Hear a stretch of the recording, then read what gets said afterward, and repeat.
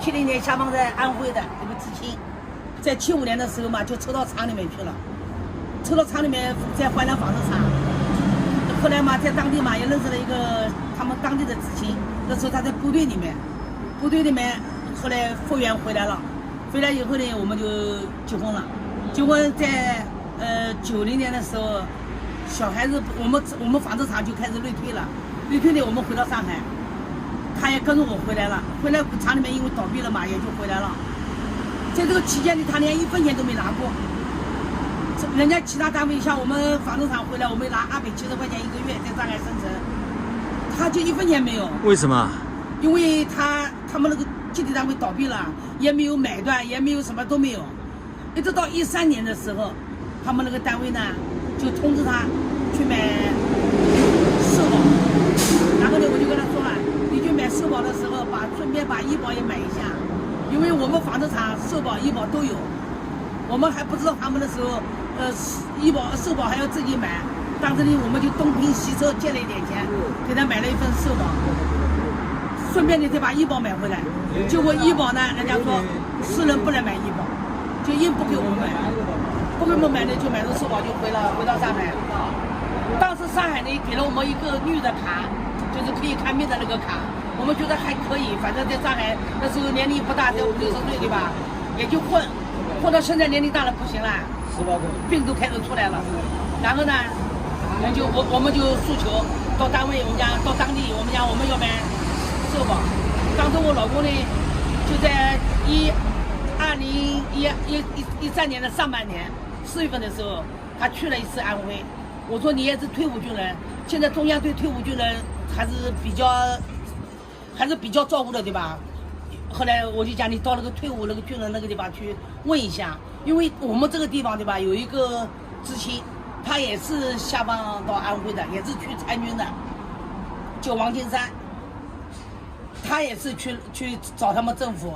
现在呢，他的问题解决了，因为有我们上海市那个就是那个他们康桥的那个就是镇那个就是街道吧，帮他出面，然后呢开车子到我们安徽。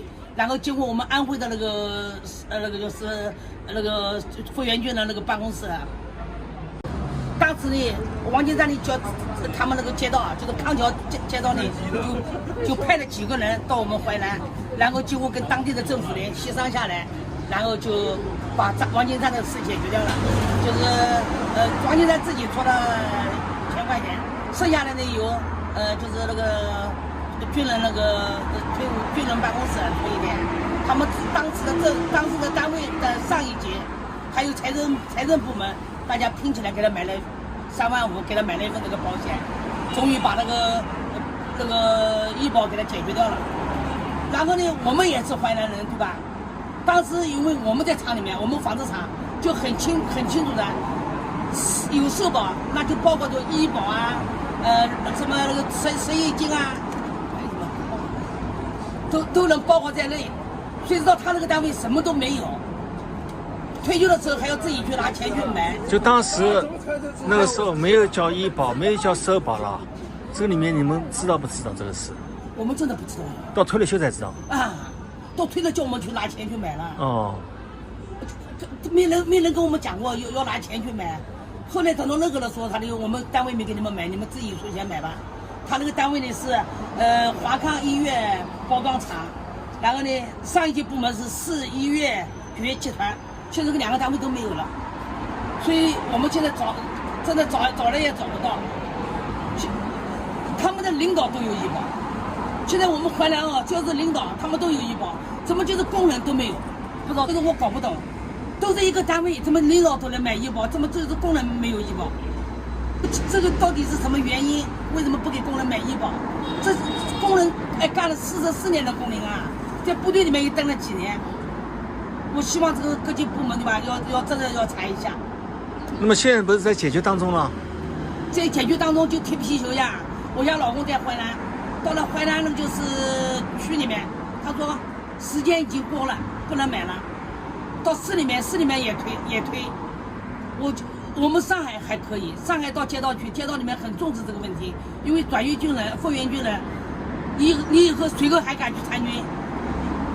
国家要人保卫呀，总归要有人去参与。但是你去参与了以后，你不要给人家有后顾之忧呀。你回来没有医保，没有社保，人家去参与起到什么作用呢？所以你国家是要把这个问题给它解决好的，对不对？